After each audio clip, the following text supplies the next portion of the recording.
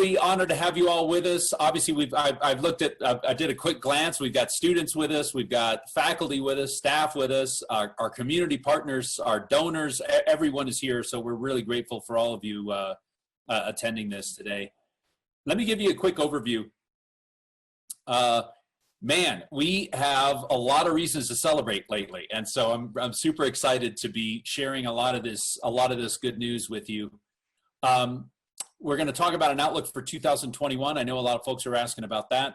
I want to make a very quick discussion about the census, upcoming election, and the GO bond, and then recognize some superstars who are with us, awards and recognition. Then, as always, we'll finish with Q&A, town hall style. You can either go to the chat function on your Zoom. I think there's also a Q&A function.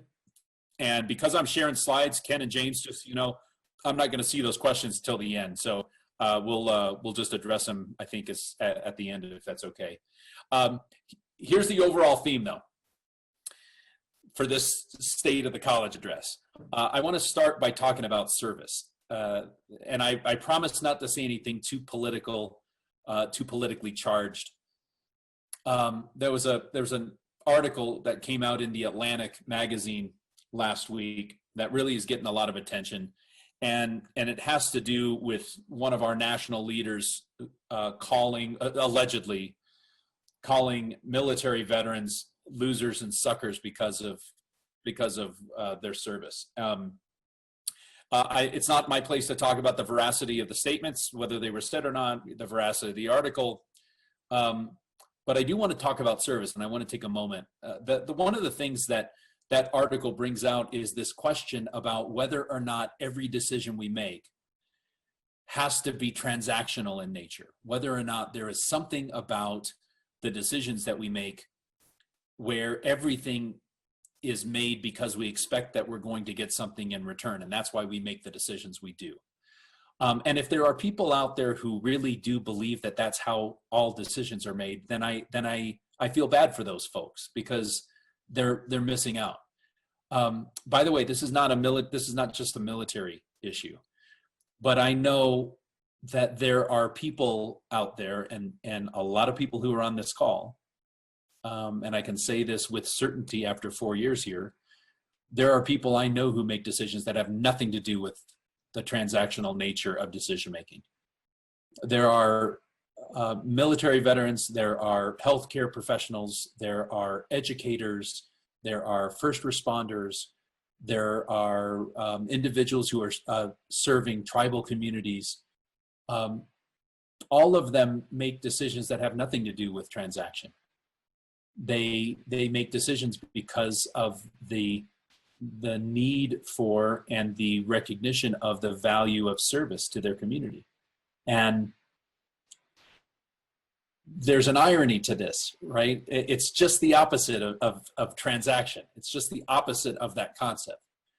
There are people among us who make decisions knowing that they won't get something necessarily in return, but they understand that the service itself is a gift. Let me repeat that. They understand that the service itself is a gift. Those people are worthy of our respect. They're worthy of our praise. They're worthy of our thanks. They're worthy of our admiration. And there are a lot of those folks who we're going to celebrate here today, who do what they do because they love our students, because they love our community, because they love this institution. And now there are successes that are really showing what that can do when you have a whole team of people who do that at the same time. And it's what we said 4 years ago, when you have a whole group of people who give selfless service in love to our students and our community, we can move mountains.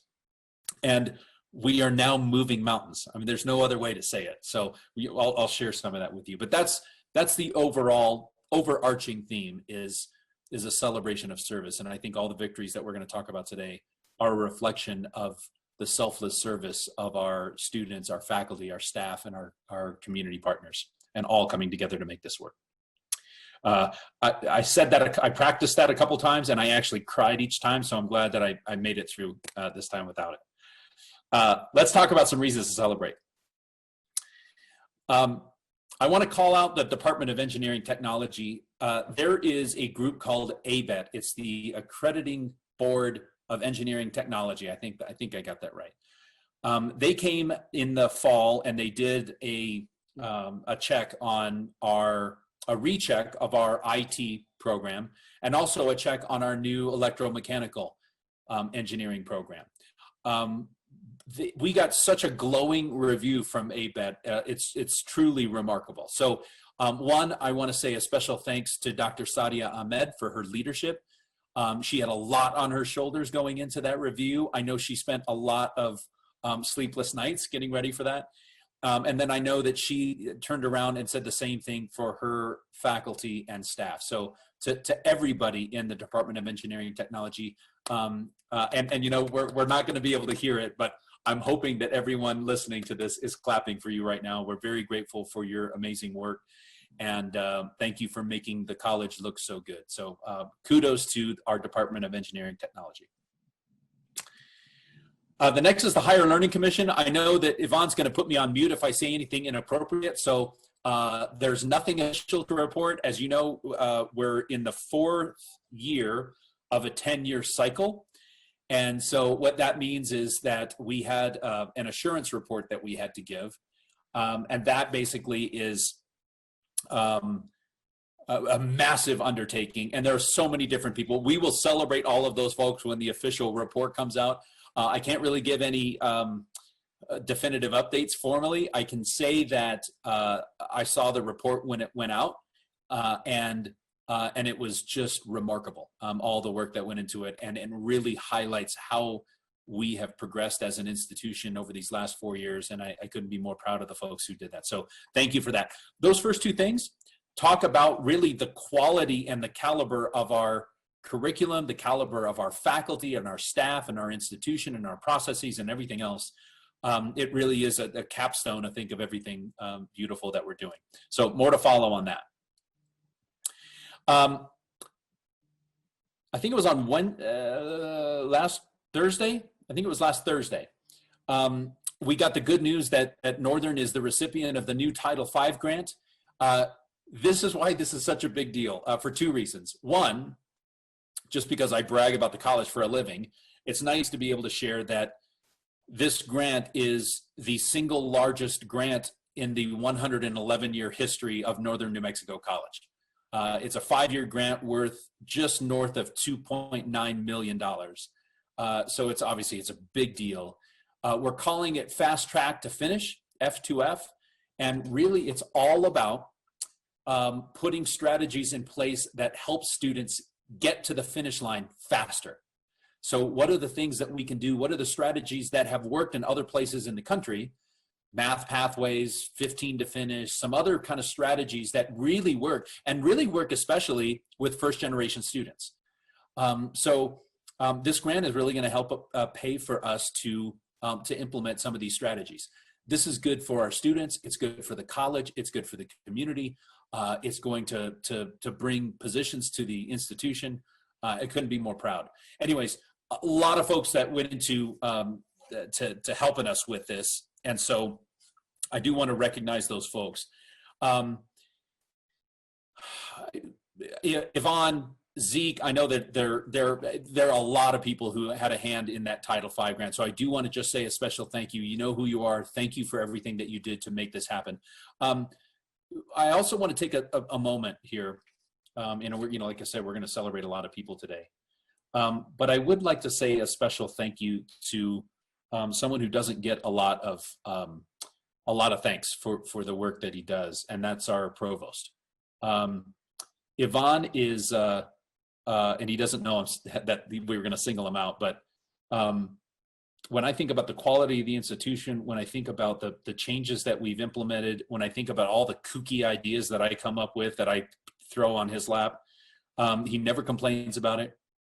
He is always student-centered. He is a fierce advocate for our faculty. He loves, sleeps, eats, drinks, and dreams about Northern, and it reflects in what he does. So Yvonne, this one's for you, just so you know.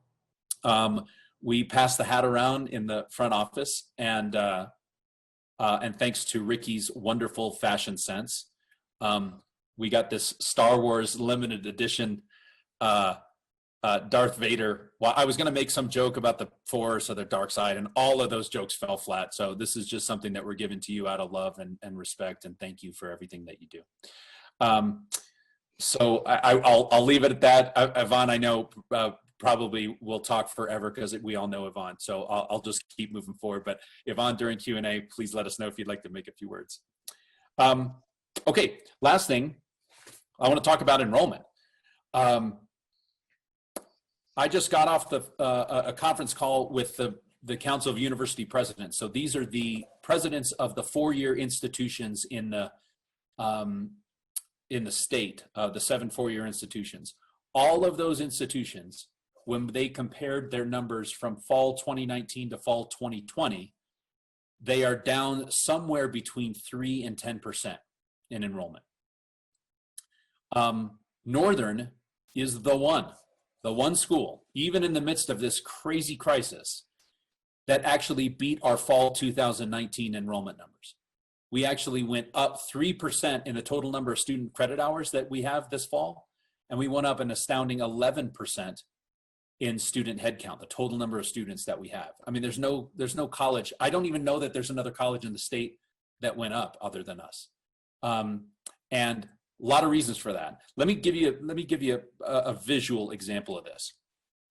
So I'm hoping that everyone will be able to see this chart. If you look at the bottom, that is a timeline axis, the x-axis. And we always compare where we are in registration to where we were at that similar point the year before. So if you look on the far bottom left, 11 weeks. At 11 weeks, I'm sorry, let's say 10 weeks. At 10 weeks prior to Census Day in fall 2019, you look at the blue line, we had 550 students enrolled for fall 2019. And that was probably what, mid-June, something like that? Mid-June this year, we were at 423. So there was a moment there in the middle of the summer where we were actually projected to be 26% down in enrollment. And so all through the summer, we were in the trenches, kind of fighting our way back to try and see if we could gain up ground. And if you look at where that orange line went over time, you can see that in the 3 weeks and 2 weeks prior, one thing we didn't do the disenrollment. We worked, and so hats off to Jessica in student accounts. We actually went one by one with students to put them on payment plans. Financial aid was incredible in this effort. And so we had a kind of a more steady pace. And if you look to the right side, we ended up, I got to move my screen here a little bit, with a Census Day enrollment of 1238 head count, where last year we were at 1119. So far and away the most impressive institution in the state. Lot to celebrate there. Let me tell you something, and we're going to celebrate all the people that made this happen. That number matters in terms of where we are as a state, in terms of how the legislature thinks about us, in terms of how the governor sees us. All of that stuff is fantastic. I think there are several reasons that explain it, that explain our good fortune, certainly compared to our partner fellow institutions, and certainly compared to the fact that we're in the midst of this crisis, and yet we had this unbelievable success. The first is retention. In the 4 years I've been here, our retention numbers are better than they've ever been. I think that is a direct reflection on the caliber of our faculty and the relationships that they built with students. And I think it's a direct reflection on our staff, who really went out and made sure that our students knew they had a place here at Northern. I want to thank Courtney for this. She sent me, and I know Carmela, I think, was responsible for this, but there was a student satisfaction survey. And we just sent out, as I understand it, tell me if I'm wrong, Carm, but we just sent this out to students, and it was just a kind of a general satisfaction thing. But one of the things that was in there was a question about, is there someone at the college, anyone at the college who really kind of stood out for you.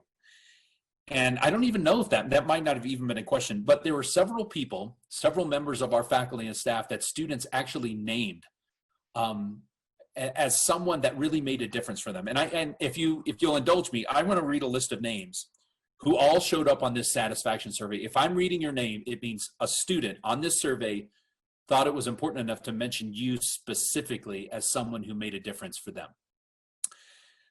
Jacob Pacheco, Sandra Rodriguez, Adela Martinez, Frank Orona, Stephanie McReynolds, Angelique Rodriguez, Steve Cox, Gwen Orona, Simon Voss, Sushmita Nandi, Connie Manzanares, Rosina Chaparro, Lisa Wilson, Lori Baca, Demetrio Wade, Adam Baca, Kathy Berryhill, Tony Atencio, Rhiannon West, David Torres, Verna Trujillo, Toby Botlines. You start to see where I'm going with this. Janice Baca, Daylene Valdez, Victoria Earhart, Virginia Naranjo, David Lindblom, Sadia Ahmed, Christy Alton, Carol Ann Salazar, April Barella, Diana Garcia, Gloria Del Gonzalez, Scott Braley, Jessica Olguin, Deborah Trujillo, Sarah Bogar, Robert Bashara, Mike Rivera. There is a student out there who named you because you made a difference for them. That is a list of superstars in my mind, you know, that students took the time to mention how important you were for them.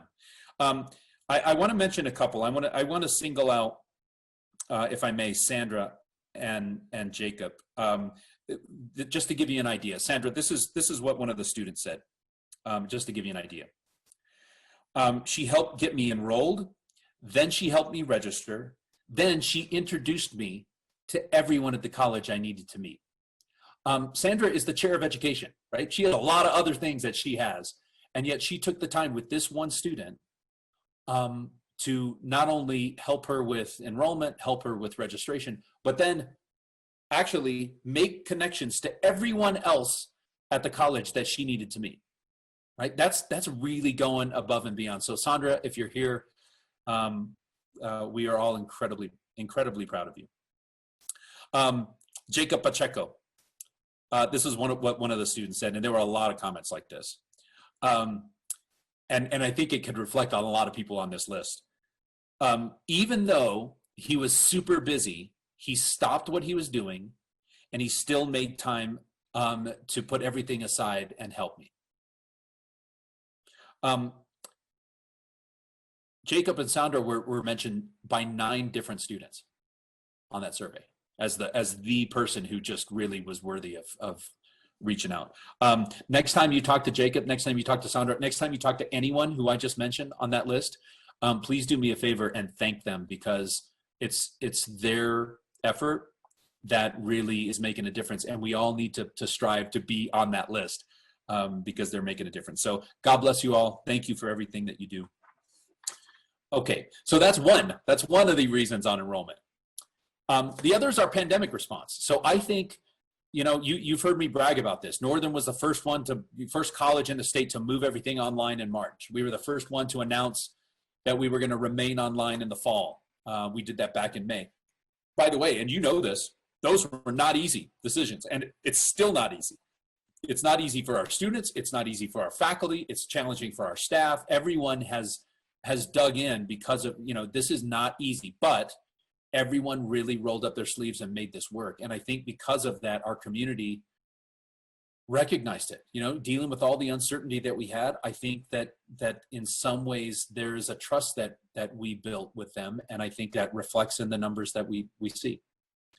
The third one is strategic positioning. I think there are some reasons for these numbers. I think Ricky was right to point this out, that really are independent of our response to the pandemic. There were things that we were putting in place. There were things that Yvonne was putting in place 2 years ago that I think just now are starting to point. When you saw the slide that I showed you, the chart, and you saw those that last little bit, and, you know, hats off to Frank Orona, because I think he was working 15-hour days to make this work. But we had students from the local 412 Plumbers and Pipe Fitter student union who were apprentices in their joint apprenticeship and training center, that because of this deal that we worked out, that overnight they were able to become Northern students.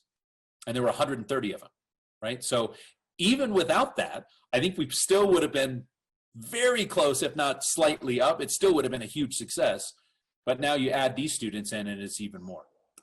So that's a big deal. And then the last one I want to say is innovations and outreach. A lot of folks that I think need to be celebrated here. For those who don't know, there was a group that basically got together, and gosh, I don't know, it was a year and a half ago. And I didn't ask for it. They just did it organically. And they said, hey, let's form a strategic enrollment management team. Let's look at what we need to do to help with our strategic direction. This is one of the first pillar of our strategic direction is enrollment. And the second one is student success. They're both related. And they started coming up with strategies for us as an institution to put into place to help us with our enrollment goals. And I think there are so many things that they recommended that we implemented that are reflected in this latest success. Let me list off, again, bear with me if you will, a list of people that I think, as I asked, hey, who are some people that really had a hand in student calling campaigns, in marketing, on the strategic enrollment management team, people that went out of their way and did things outside of their job specifically to help this team move forward. So let me give a few.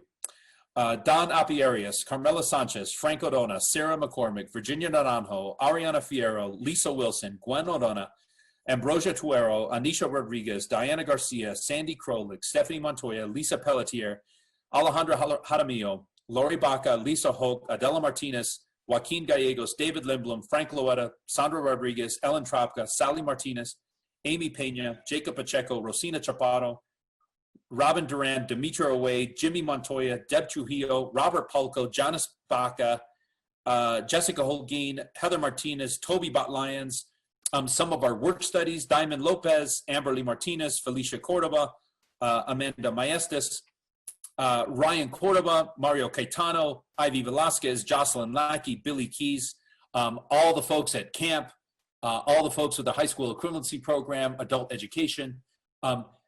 This was if you see, we're talking about almost every different aspect of the institution that really bent over backwards to make that happen. So when you see those numbers climbing through the summer, it didn't happen organically. It was people were fighting to make that happen. And let me tell you this too, and I don't want to be overly dramatic, but in talking to my fellow presidents and the things that they are dealing with now because they're down in enrollment the way they are, and I don't say this lightly, I think the work that all those people did that I just mentioned, I think those people and the efforts that they made probably saved the jobs of other people at this institution. So they are really worthy of our thanks, our praise. So thank you to all of those folks I just mentioned. Part of this was also in how we were innovative. We used Signalvine, a texting platform that we have never done. We were kind of creative in some of the marketing things that we did. We advertised on Pandora for the first time. We had a chat function on the website. There are so many different things that we were doing in addition to this that I also think made a difference. So now, I know there are a lot of people who need a vacation because of that. I get that. I know that you probably don't want to hear that registration for mid-fall and the spring starts right now. I mean, I want us to start thinking about those efforts now because we need to build on this moving forward. But a lot of things that I think are really celebratory because of the work that everyone's done. So from the bottom of my heart, thank you. And let's all, where we're at, give a round of applause to those folks for what they've done. Okay, let me give a quick outlook for 2021. Health and safety. You've heard us say it since March. They are still the top two primary focus areas for us. We are going to continue to keep that at the forefront. A lot of you are probably asking, hey, what does it look like for the spring? Are we still going to be like this? I want you to know that we are only going to do some kind of large return to campus when it's safe to do so. It's not safe to do so right now. Typically, we start to plan the spring schedule in mid-September. That's 2 weeks away, a week away. We're not likely to have a vaccine in the next 7 days, and it's certainly not going to be widely available. So I think we need to mentally and emotionally prepare for the possibility that we're going to continue like this, at least in the start of the spring. With the exceptions that we've made for a couple of our lab classes, some of our nursing classes, and we'll continue to use those same standards. We'll continue to have the limited footprint on our campus. We had to clamp down on that recently because we had a lot of people just showing up who didn't coordinate that. So I want to be really firm on that. I want us to really look out for each other and protect each other. Let me also say this. This is not easy. And I know that I had a radio interview with Somos Un Pueblo Unido recently, and we talked about this. And you know what? I'm gonna say a special thanks to Glenn Morgan at N3B, because I know this is something that he mentions a lot. If we're not careful, we really miss the toll that this is taking on us emotionally, on us psychologically. And I want us all, and this is not just our students, I mean our faculty and staff, I want you all to know that there are resources here for those who are struggling with the lack of togetherness right now. And I know I've gone through it too. So you're not alone. So please don't be afraid to share that and to get help for that, because there are resources available. Okay. Retail campus revitalization. So this has not stopped. We have, thanks to our ECMC grant, I know that John Ussery, Jason Lewis, Frank Loetta now has been involved, Andy and his team, Henry Ocaña. I mean, there are a lot of folks who have really still been marching down the field to get the El Rito campus revitalized. Remember, the original plan was that the hands-on classes for the plumbing program and for the electrician program are scheduled to start in January. And so my challenge to them was, let's be ready, right? If the vaccine comes and all of a sudden everyone gets vaccinated over the Christmas holidays, I don't want anyone waiting for us in January. So they're still marching, ready to move on the possibility that we're ready to open. Now, just like we're doing on Espanola, we're not going to open before it's safe to do so, but I want us to be ready in case it is. So they're currently feverishly working on getting the campus ready, and thank you to those folks for doing that. We're not giving up on a renewable energy infrastructure. It helps that we have the Vice President of the Board of Regents, Erica Velarde, who does this for a living. And she's a super, I would say, one of the, if not the statewide expert on this. So it helps that that we have her leadership. But we're still setting the goal to be a carbon neutral, zero energy footprint school by 2030. And that's 10 years, and that's not easy, but I will tell you that we've already put some things in place that it's not that crazy of a goal, and I think we can do it. Not only is that good for the environment, it's actually good for us fiscally. It's actually good for our pocketbook as an institution, so that we're actually taking money that we normally would give to utilities, and we're actually putting it in salaries and other things that we need to do to take care of our people, and all of the programs that go to help students. So that's still on the books. I think the key for us in 2021 is to be nimble and adaptable, just like we did, and just like our teams did, all those folks I just mentioned in terms of our enrollment numbers.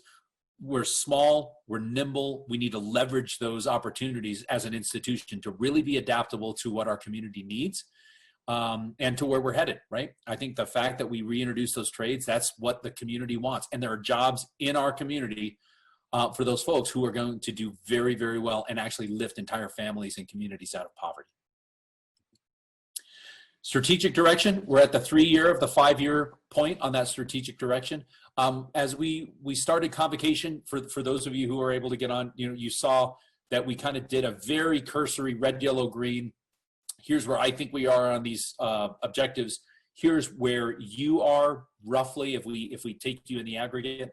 I think we're going to drill down a little bit more on that. I'd like to work on that maybe later this fall to really kind of tease out where you think we should focus our energies on that. And then more importantly, or I shouldn't say more, as important, are there tweaks that we need to make to that strategic direction so that our guide, because it's malleable, it's something that has it's a living, breathing organism. Let's work on how we move it forward. And then innovate. We have to continue to innovate. And I think that what we've done over the last couple of years is the reason why ultimately we were in the position we are, because everyone, this entire team, has been innovative in the way we've approached our challenges. Let me tell you what I think is on the horizon. One is cannabis. Controversial. It's funny, controversial except with the faculty. When I brought this to the faculty senate, I'm pretty sure it was unanimous. We expect that adult use cannabis is going to be likely approved. I know it's one of the governor's priorities, and no matter what your political view is on cannabis, at the point at which that does happen, and I think it will happen, it will create, on estimate, it'll create about 17,000 jobs in New Mexico. What the governor has asked us to do, and I mean asked Northern to do, is to build a pilot program for what that cannabis industry looks like. Now, here's the beauty of this. If we can show something unique, and by the way, what we're doing, and I want to give credit to Mateo Frazier because he's been in the mix on this, is something that California's not doing, Colorado's not doing, Washington State's not doing. What it is actually a unified approach, a statewide approach that isn't overly bureaucratic. In other words, the workforce of this new workforce in the economy would actually be a partner with higher education and Department of Health and the Bureau of Registration and Licensing in ways that really make this unique, to the point that we could actually get students from out of state who would come to Northern. But Northern is going to be the pilot institution for this. More to follow on that, nothing official yet, but we're working on a plan for the legislative session coming up. Next is trades for the 21st century. So I want us to be thinking not just about the trades that were great in the 20th century. I want to start thinking about what trades look like in the 21st century. A good example is if you know, and everyone knows in the Espanola Valley, there's this big push to, you know, the next program at the Branch Community College needs to be automotive. And I get that, but the answers are always, I always give the same answers. One, we need to see if the jobs in Northern New Mexico are tied to that industry. And second, we need to look at the viability of the industry. I'm going to say something blasphemous. I think that in the next 20 years, 90% of us are going to be driving electric cars. 90% of us. I think we'll still have the lowriders. We'll still have all of the classic cars and all of that. But I think most drivers on the road are going to be driving these other vehicles. And so what does that mean to the industry? And what does that mean to the industry when some of these cars are estimated to be rated to go 1 million miles? What would you do if you had an electric car that you knew was going to be able to last for 1 million miles? That might disrupt the industry, right? So we have to be thinking about how we adapt our educational programs to that future. Military bases. Mike Rivera's on here from our Veterans Resource Center. We're exploring programs right now at Kirtland Air Force Base in Albuquerque. Their education office for military airmen who want to take classes and use federal dollars to help with tuition assistance. The schools that are on that list, that are options for them, none of them are from New Mexico. Like that's crazy, right? So, and hats off to Mike. We're working on, let's let Northern be one of those choices, because one, we'll save Uncle Sam money because the tuition will be a lot lower, and we're the home state, you know, hometown advantage. So we should be in the door on that. Online programs, as you know, and I really got to give credit to Lori Baca, to Ellen Tropka, and to others. I know that we've really been pushing to try and get some of our programs online. Once we do that, that opens the door to a lot of different target audiences for students. But let me make this very clear, and you've heard me say this. Even if we do that, and even if we kind of broaden the tent, and we have students from a much bigger geographic area, we won't lose focus on our primary goal, and that is to serve this community in northern New Mexico. But having airmen at Kirtland taking classes and bringing revenue in, that not only helps them, that also helps our local community and our local students. So so we need to be willing to look at that as well. Okay, I'm throwing a lot at you. I apologize. We'll get to, we're almost done here. The census. So I'm pretty sure that a lot of you have already done this. If you haven't filled out the census, please do so. It matters because all of the Title V, all the federal dollars that I talked about, we're talking about broadband issues, and we're trying to get our senators and our representatives at the national level to do more for us. They're going to portion federal money out based on the census, and for the next 10 years, what we do between now and September 30th matters. So if you have not filled out the census, if your family members haven't filled out the census, I'd ask you please do everything you can. Let's see, www.2020census.gov if you haven't gotten anything in the mail, and knock that out. Voting, we're going to do a big push, and this is going to be nonpartisan, by the way, but we're going to do a big push to get everyone involved in the election and for everyone to exercise their civic right to vote, because it's important, and it's how our voice is heard in our democratic republic.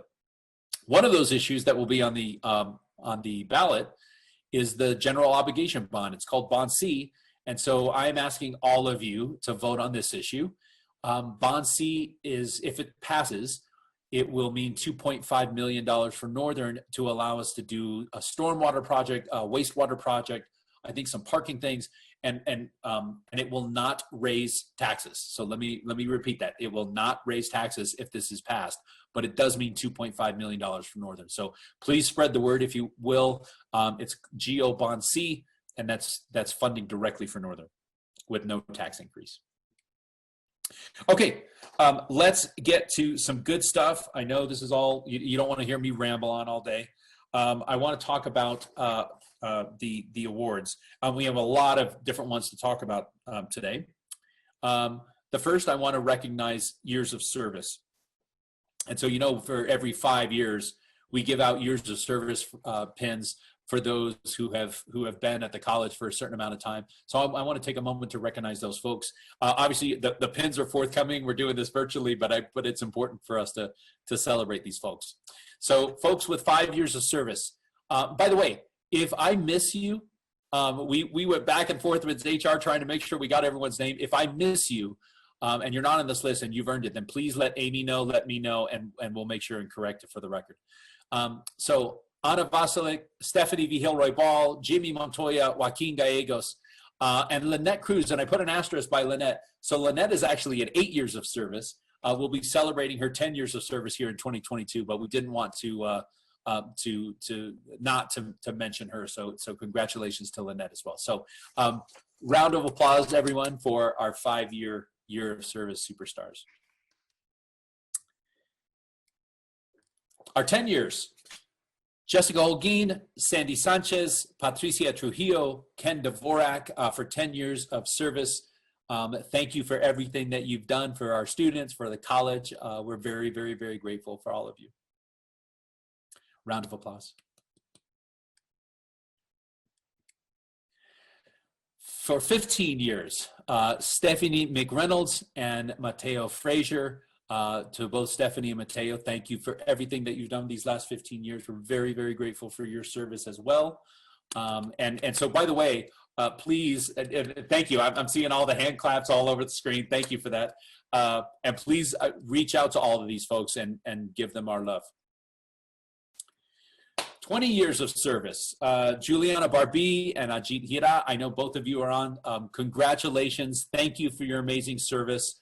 Thank you for all the lives that you've made a difference in, and really just amazing, wonderful representatives of our institution. Clap, clap for Juliana and Ajit. And we have one more. And I purposely left this one off. Andy Romero, and I wanted to have a drum roll on this one. This is going to be staggering because of how young he looks. 35 years of service for Andy Romero. I joke with Andy that back in the day when they gave him the 5-year award, The certificate was actually handwritten because we hadn't invented the typewriter yet. Big thank you to Andy Romero for his leadership and his service to our students, to our institution. We're very, very grateful. So to all of our honorees for years of service, the pins are forthcoming. Please let us know if there's anyone that we missed.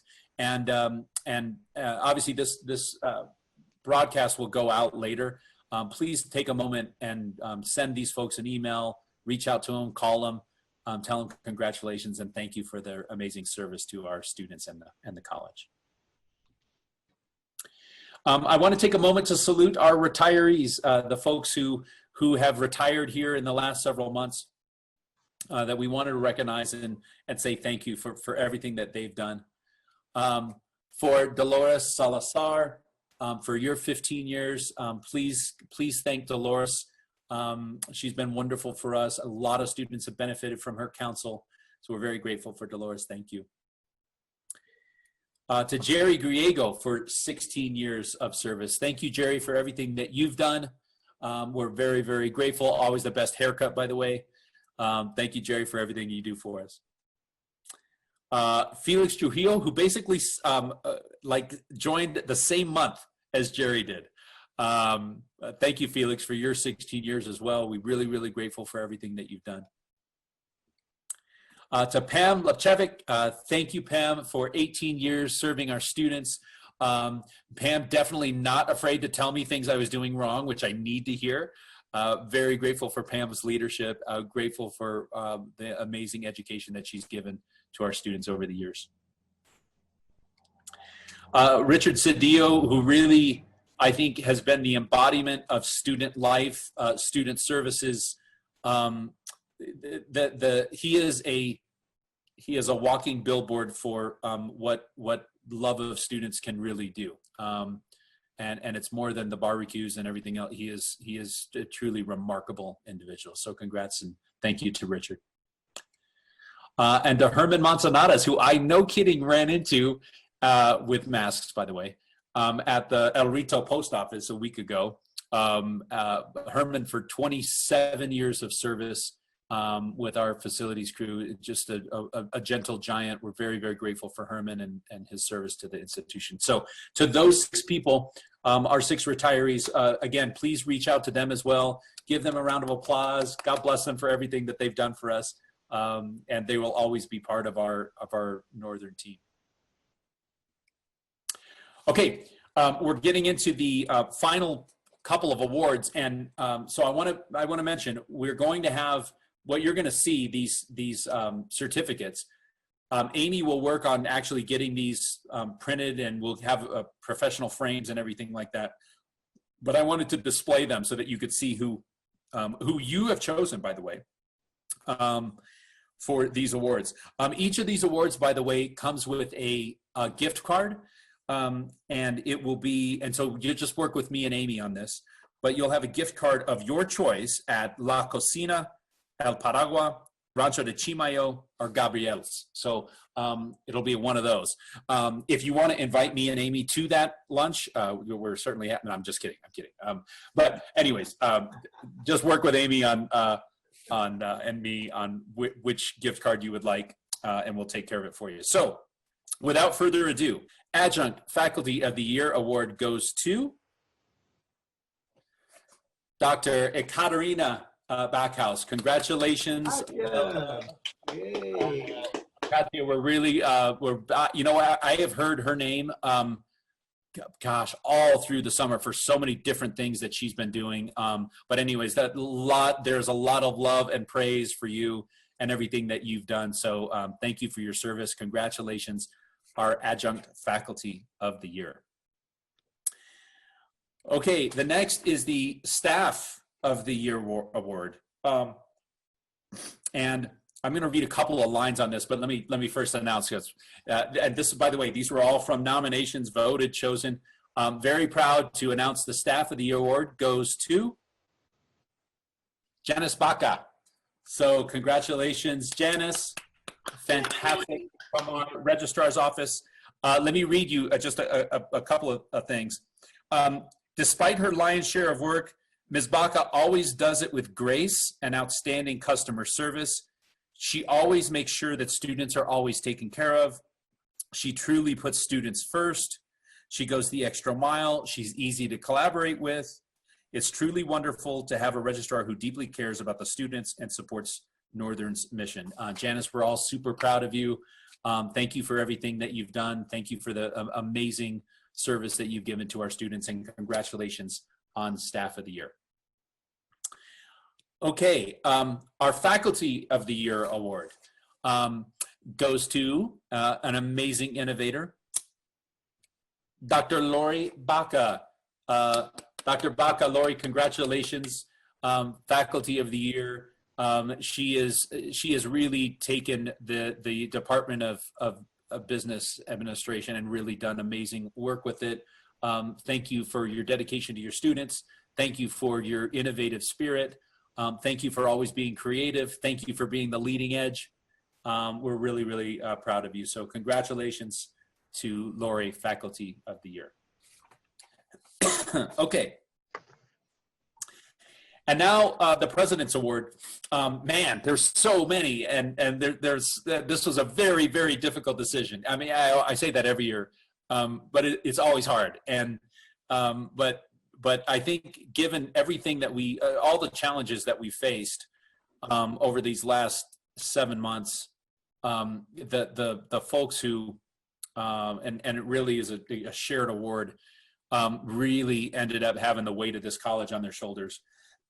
And so I think you'll know what they've done when I announce this. So 2 different offices that are going to share this award this year. So the President's Award goes to our Information Technology Department. All of those amazing people, Jimmy and your entire staff, congratulations to this. And with the IT department, our Center for Distance Education. And what we have been able to do, I should say what you all have been able to do, and the pressures that we all put on you to make this work have been truly remarkable. So to both Jimmy, to Ken, to Jane, I mean, there's the entire team. This college owes you a debt of gratitude. Your members are highly deserving of this award. You're deserving of our praise and our gratitude. So let's everyone give a round of applause to our IT and our distance ed folks for a job very well done, and congratulations on this year's President's Award. Okay. I think that is it. Let me stop there. My guess is there's a bunch of questions. So I just see more on the top and it says 90. So I don't know what that means, but I think I'm in trouble. Okay. So I'm going to stop there, and Ken, I'll turn it maybe over to you. Do you want to kind of loop me in on where, do we have any questions so far? Is it all just comments? I think it's just comments, Rick, that I've seen. So you're off the hook, but that does not mean you can escape right yet. Yes. You know what? We'll hear it tomorrow. Like, hey, you know, I know there's going to be someone who's at the 10-year point and we just missed it. So we took a swing at it. We worked with HR. We thought we got everyone, but if we didn't, please accept my apologies. Okay, are there any questions? And by the way, this isn't just for students, faculty, staff. I know we've got our community partners here as well. Are there any questions that anyone has on where we're going, what we're doing? Any suggestions for things that we should be focusing on this fall? Happy to hear anyone's thoughts.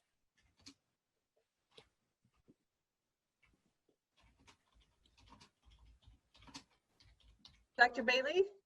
Yes, Ellen, please. Yes, hi, thanks. I just have a question about the spring semester.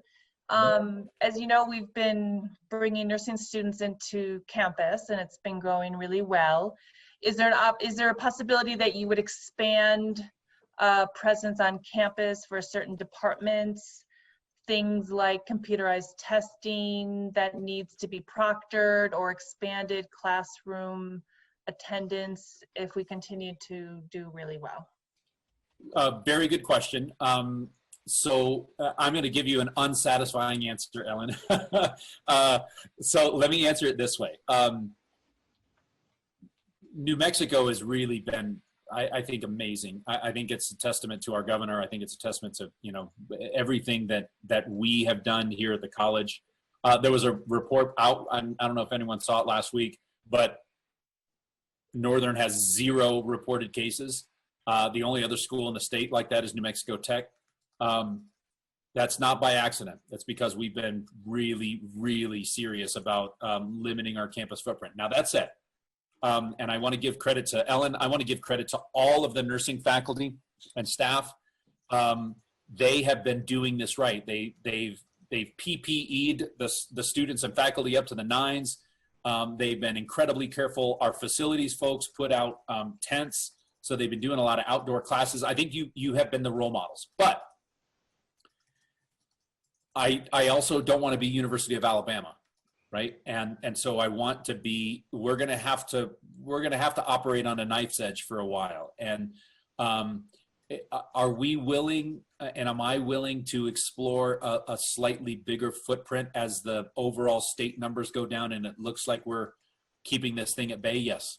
Yeah, I'm open to that. We're already doing some testing, again, thanks to our facilities folks. I know Lisa Wilson had a hand in this and a lot of other folks in transitioning the event center into a testing place. I know we're doing high-set testing in there, and Shari and her team have been great too. So we are doing some of that, and they're 20 feet separated, you know, so we're being overly conservative.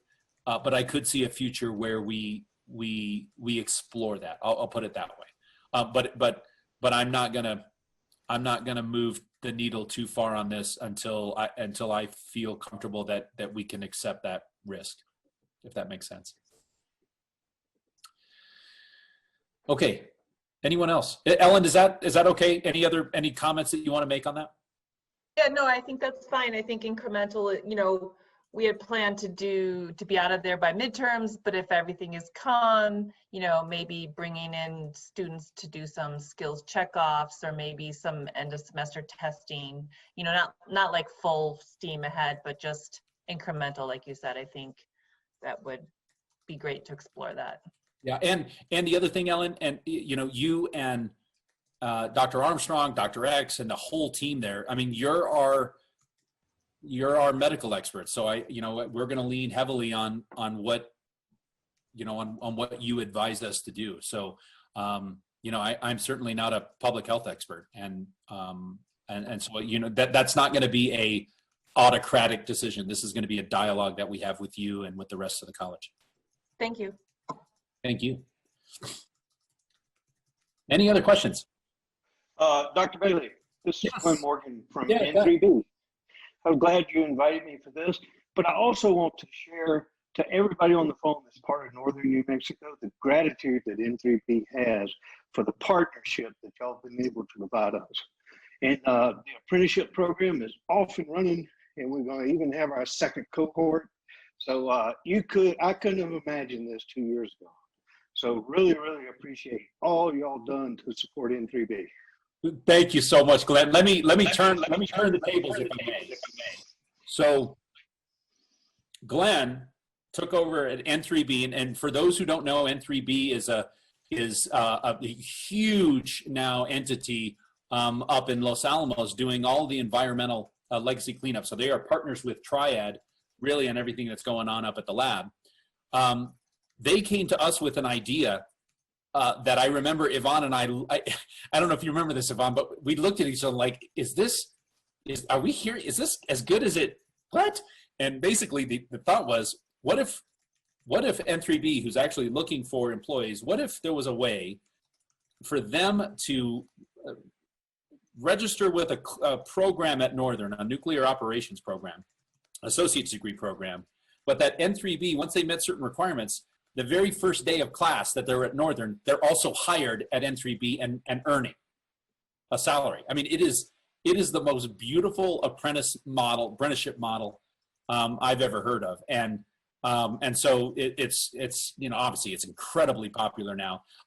And Glenn's being totally humble. The other thing that he did, by the way, is they are the anchor institution, the center institution for the President's Eagle Fund. So N3B made a donation of $100,000 to the President's Eagle Fund, which pays directly into the student food pantry.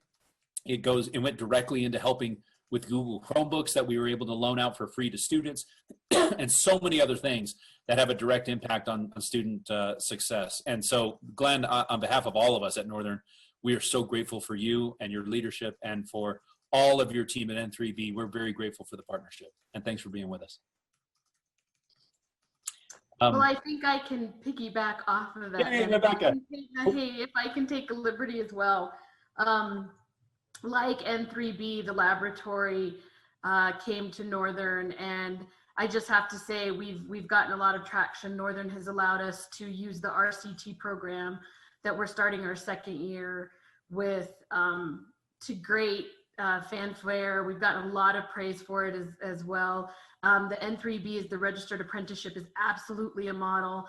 This is another way to think about doing it. And I guess I just want to take the opportunity here to say, even though technically this is only the second year, we have already hired 4 students from the program. So they, they were hired on as LANL student employees at the beginning of their program, but 4 of them have already transitioned to full-time laboratory employees in the RCT area. So I think it's just another example, a testament like the N3B program to what Northern's partnerships and willingness to partner have been able to bring to the community, and to be able to offer illuminated pathways and opportunities for people to stay here in the region and continue to work. And obviously, from a selfish point of view, it's been a great win-win for the laboratory as well. So we just really thank you for that. So I figured it was good to dovetail off of the successes you guys have had with N3B as well. No, thanks, Rebecca. And so let me also say this too. There are so many things that Community Partnerships Office has done for this college over the years. But I think the team of Kathy Keith and Rebecca Estrada now we're in a whole different world now because of their leadership and because of their commitment. And so for everyone who doesn't know Rebecca, you need to know her because there are a lot of good things that have happened at this institution specifically because of Rebecca Estrada, and the RCT program is a perfect example. I think it's the exemplar for the state. I know Workforce Solutions has really used it and touted it as a model. I know we have a lot of students who want to go work for Triad and N3B. I mean, it's where a lot of our students want to go. And so I think both entities have been really good about helping to build those linkages and those pathways. And so we're incredibly grateful. And I'll just throw out one last thing. It's not just so N3B is the exemplar apprenticeship program. We have a different kind, but it's one that's been getting a lot of traction in the work that you're now doing. I'll just say with the 412. I don't want to speak for our union partners, certainly, but the laboratory has also been very invested in the work that's happening with the UA Local 412, which is the plumbers and pipe fitters, that center of excellence that you're putting together, because along with feeding regional jobs, right? Because we know we need it everywhere. The laboratory is also looking at that. So I think what I'm hoping to try to say is that Northern has been open to and is really taking on all these different kinds of models and seeing how to make them work, but is also cautious to make sure that they are feasible and that they will indeed benefit the region and the people who live in the region. So I just think that it's worth, let me just say on behalf of all of us outside of Northern, that we're really grateful to Northern and its leadership for being willing to look at all these different kinds of models and all these different kinds of partnerships to figure out how to really just, community uplift its bolstering workforce in the region. Thank you. Beautiful. Thank you, Rebecca. Thank you. All right. Any other questions? It's 4:30 on a Wednesday. It's only been an hour, which is great. I was ready to go till 5 if we had to. Hey, I do want to say one thing, you know, speaking of the lab, there are a lot of folks at the lab who volunteered their time to be engaged as professors with us, as student support members for us, as donors to us, and so we're very, very grateful for that. One I want to call out specifically, and Rebecca knows him, is Toby V. Hill, who basically has, you know, really kind of almost on his shoulders came to us and said, hey, how do we make these pipelines more robust? Because we knew we had students who wanted to go work up there. And he just committed time, volunteered time. And that's just one example of a lot of people who do a lot of great work for the lab for us. All those math events that we have, RoboRay, it's all, you know, there are so many different LANL employees who are here in the Valley making a difference. So thank you for that. Okay. I did get one question. Oh, good. Thank you. So Dr. West asked about 8-week classes. Should we think about 8-week classes for the spring? I think that is a conversation I want to have. And I know that there are some departments who kind of want to push back on it, and I want to be respectful of that as well. But I think 8-week classes, one, just in terms of what it has shown in other areas of the country to do in terms of student success, I think that is something that we should be looking at. I think we should be nimble that way. But Dr. West, your question is incredibly timely because of COVID, right? Are there, if we are able to maneuver 8-week classes, can we now become a little bit more nimble based on the spread of this virus? And more importantly, once we start to quash this thing down, can we move it a week or two, and now we're able to lock it in? So I'm very much open to those conversations. And I'd love to, you know, I'd love to get the faculty senate's, and I know Yvonne would as well, to get the faculty senate's perspectives on those. So let's plan that together. Any other questions? Oh, yeah, thanks, Amy. So I don't know if everyone can see this, but my parents are joining from Florida, and they put a piece of paper on the over their camera because my dad may be in his pajamas. So, but they're joining us today. Thanks for Mom and Dad for being here with us today. And thank all of you for not saying anything completely rude about the president on the meeting. That was nice. Any final thoughts before we call it a day? All right. Hey, again, the theme of this was a celebration of service. All of you have had a hand in these successes. We're incredibly grateful to all of you, students, faculty, staff, community partners, everybody. God bless you and everyone you love. Our hats are off to you. Thank you for everything that you do. Be safe, and we'll see you at the next State of the College here sometime in the fall. All right.